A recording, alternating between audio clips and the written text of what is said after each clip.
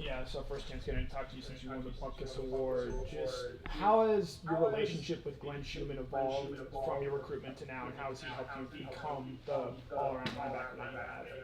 Right, it was a dream in the making. Having my opportunity to be Coach Schumann from since my recruiting. 3 long, hard years with Coach Shu since my freshman year, progressing and building my talent through skill set through those many years, and then finally getting awarded the Bucks Award. This past month, it's just a great honor, and it's just a reflection of hard work pays off and dreams come true. We set that goal for myself in my freshman year, and having to share the opportunity and that moment with him, it was great.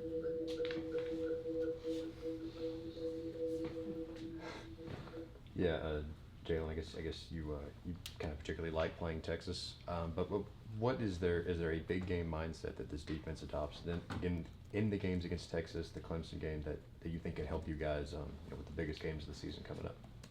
I know our defense will show up for every game, but when big moments are needed, our defense is always there to create havoc and create big plays for our team.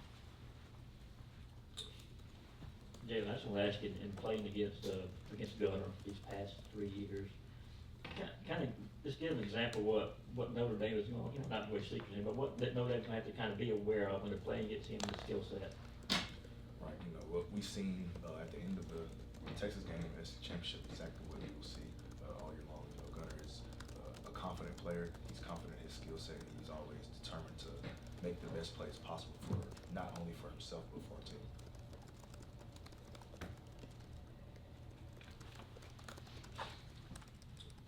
Stay with the quarterback thing here. Talk about Riley Leonard, Notre Dame, just a little bit. Has a lot of those same kind of skill sets. Talking about Gunner, maybe some of these other QBs, guys who can extend plays that y'all have seen this year. Does he compare in any way to some of these guys, and what we all need to do to be successful against him?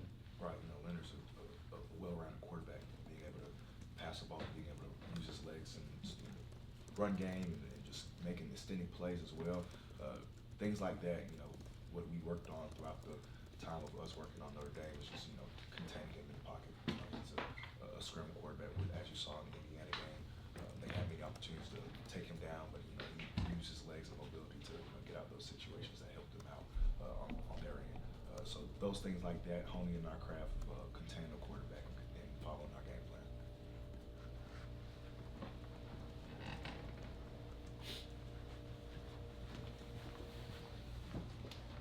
Hey, gentlemen, we're kind of in the traditional bowl break, even though this is a CFP game. Pros and cons to that?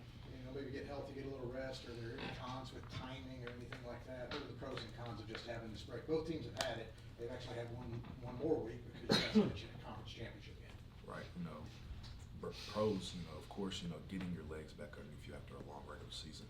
And then, for us, I guess it was a pro for us of being able to compete in the conference championship. But that break for us, got us better of mindset-wise, mentally wise, physically wise, of just getting back underneath ourselves and following our game plan and giving time to just come back to reality of regular season is over, it's postseason, and we have to do what we do. It's do or die at this point in time in our postseason. Yeah, in the 2 wins over Texas, y'all had, I think, 13 sacks and 25-26 tackles for loss. I guess as you go forward, what are the keys to maybe, like you said earlier, creating that havoc on a more consistent basis?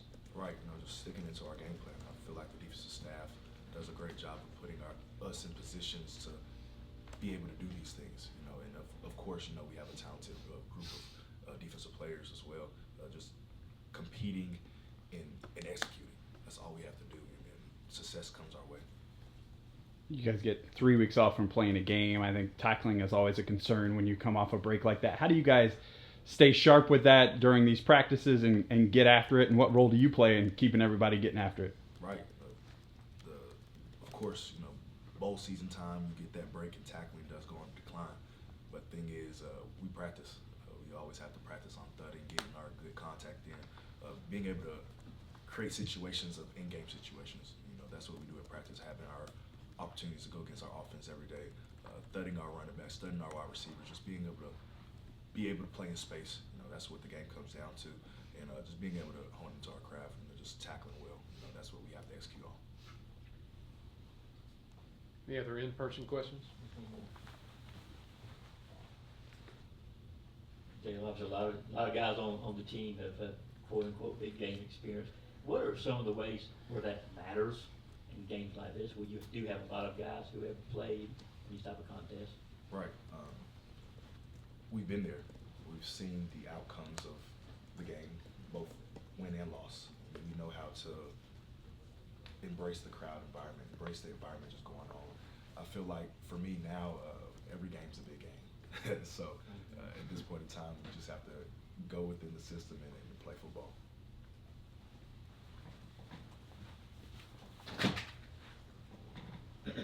Jalon, what's your impressions of Notre Dame's running backs in particular? What kind of challenge do they present? What have you seen from film from them? Right, talented group, very talented group. Those guys are explosive. The way we have to contain them is prevent them of becoming explosive runners. Playing their gaps. They're very talented gaps. They get into the seams. They get into those gaps. They see it, and we want to see it before they do. And be strong up on the defensive line, our front seven, and be strong at inside backer as well. Just reading and key and rail. Okay, at this point, we're going to switch over to a couple Zoom questions. Okay, we'll start it off with Charles Odom, the Associated Press. Charles? Jalon, I'm sure you take pride in the legacy, the standards that have been set by recent Georgia defenses, but how difficult is that to live up to, especially with the schedule you guys have played this year? Right. Every year is a challenging year for our defense. So every year is a challenging year for our team. Everybody will give Georgia their best shot. And of course, we don't really dwell on past defenses because this is our team now. Those guys are far gone and playing either NFL careers or in life somewhere. But we always pride ourselves of making this team memorable, this defensive squad memorable, because we're on it and this is what we can control now. And next we'll go to Bailey Burmaster from Atlanta News First. Jalon, I wanted to ask you specifically about Dan Jackson. What have you seen from him this year? Because he seems to be someone that just keeps evolving in this defense and coming up big for you guys. Right. Dan being our older player on our team, our veteran player on our team, he does a great job of just keeping our standard alive. He does a great job of leading the DB room. He does a great job leading the defense, being a vocal aspect, a part of this team, and of course, executing when it comes down to those moments when we need it. Dan has been a great player for this year. He's been doing his job on the defensive side. I can't wait for us to continue the postseason run. Kip Adams, 24/7 Sports.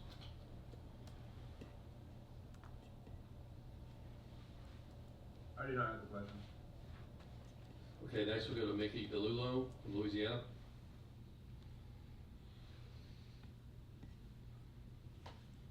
Okay, Matt Baker, The Athletic.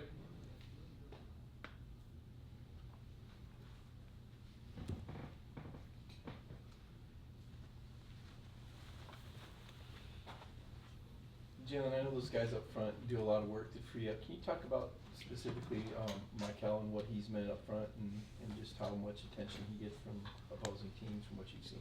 Right, he makes my job a lot easier, way a lot easier. Him having that attention, as you said, given to him, it leaves me free a lot of times, or vice versa. I get the attention, he gets the shorter end of the stick. We just complement each other by, I feel like it runs deeper than just football. I've been with Mykel for the past 3 years.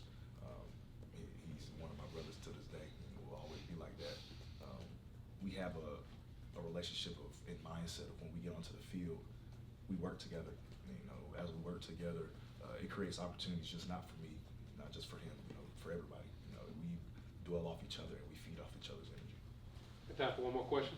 Jalon, this year y'all have done well, tended to do well when you limit explosives, but Texas did get a lot of explosives, but then you stopped them in the red area. Was that a sign of growth, maturity maybe for this year's defense? Right. I think it is. We get better week by week, as we've been saying. You can see each week by week. Of course, the rematch of our game. Everybody playing accordingly.